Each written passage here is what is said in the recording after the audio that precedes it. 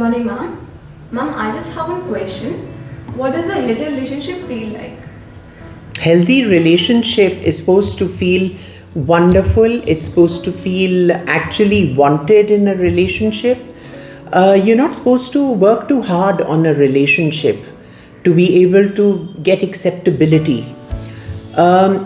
Most important is to be yourself in that relationship, because if you're not yourself, it's never healthy.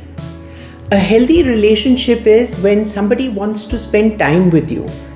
Healthy relationship is when somebody brings gifts for you, does things for you, probably cooks food or takes you out for a drive, or does various things that makes you very comfortable, and you look forward to the evening, and not where you have to be somebody else, where you can be yourself. That's a beautiful relationship. Just want to ask you, sometimes why do healthy relationships go sour and bitter? Which is very common actually nowadays, where relationships are becoming sour and bitter over a period of time. Why do they become bitter?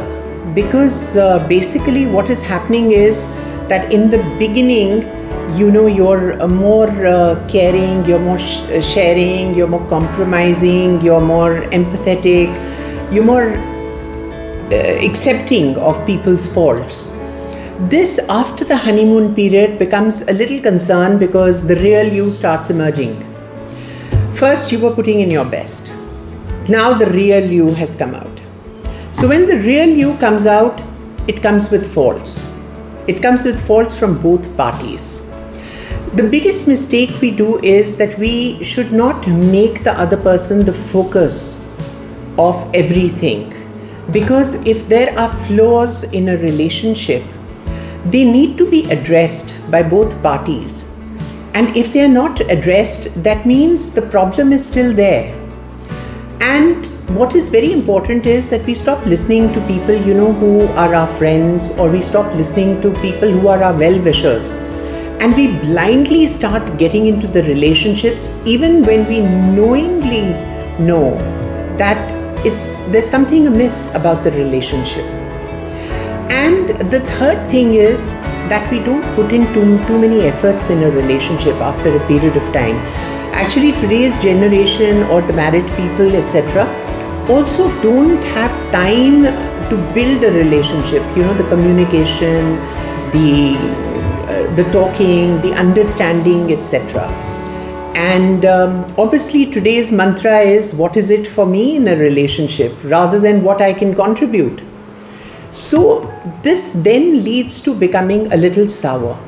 Now, if one of the partners has had a bitter relationship in the past, what is happening is that they bring that bitterness into the relationship, they bring that insecurity into that relationship, and that also leads to bitterness.